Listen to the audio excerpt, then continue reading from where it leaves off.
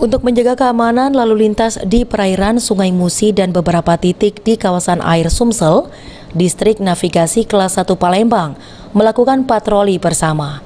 Patroli bersama ini melibatkan pihak keamanan dari TNI dan Polri dan beberapa instansi terkait.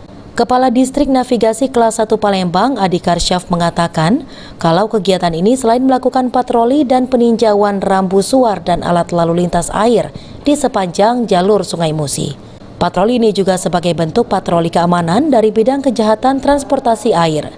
Dengan patroli bersama ini lebih meningkatkan koordinasi antara pihak navigasi dan juga pihak keamanan demi menjaga ketertiban dan keamanan di perairan Sungai Musi dan Sumsel.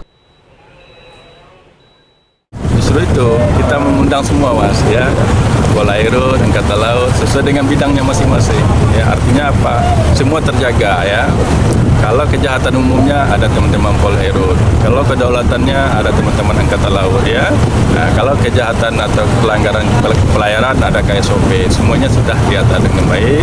Itulah nantinya akan kita bikin channel tertentu untuk informasi, ya. Dengan koordinasi antara pihak akan tercipta keamanan yang menjamin keselamatan penggunaan alat transportasi air, terutama yang melintas di wilayah Sumsel dan Sungai Musi Palembang. Bentuk kerjasama antara instansi ini akan terintegrasi secara optimal antar instansi terkait. Mardiansah, PAL TV.